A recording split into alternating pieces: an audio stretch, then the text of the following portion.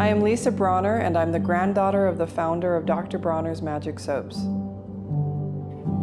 3,000 years ago, Moses said, every human being is responsible for his action, or that being is still a beast, not yet human.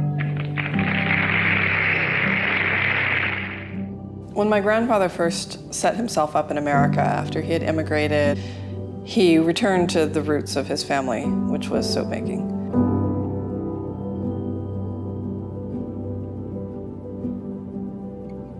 Oh my goodness, I haven't looked at these pictures since we've been back.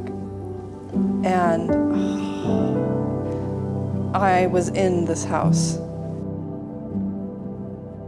And this was the house in which the soap was first made, down in this basement here.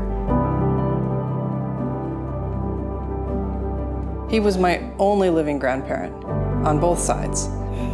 Unfortunately, my great-grandparents both died in concentration camps. My experience with the soap as a child was that it was normal. I mean, you always think that what happens in your family is normal.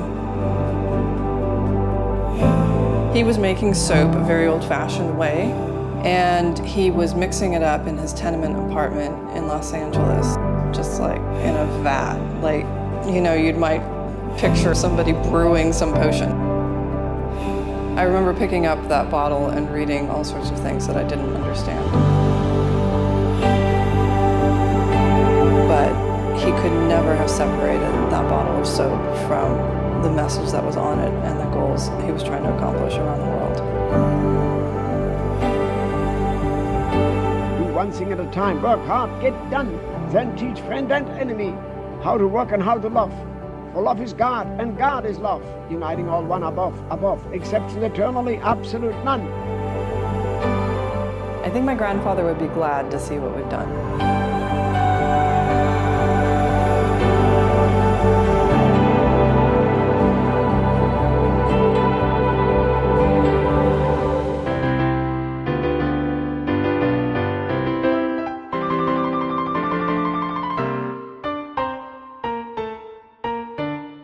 When I was little, my grandfather was rather confusing because it was so hard to have an exchange with him without his monologuing. The moral ABC that unites all mankind free.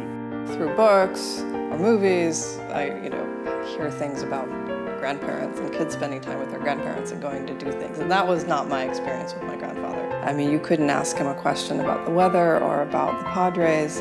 But I remember one time that I didn't realize he was sitting near enough to hear a conversation I was having on the phone with my boyfriend.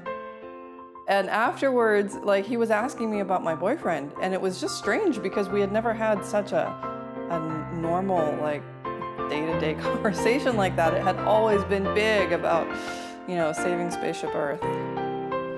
Solar energy is the ideal energy of the future. I'm 100% convinced of that.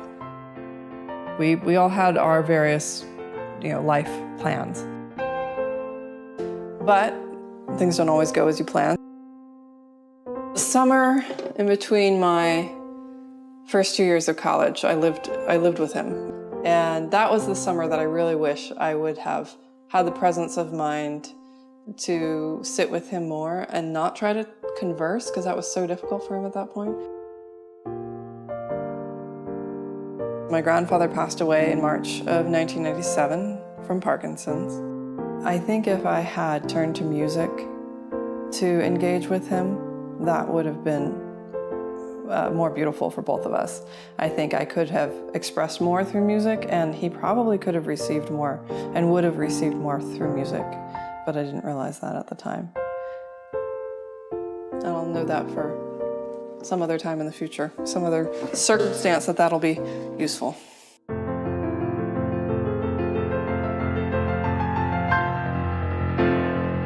are all one, all one.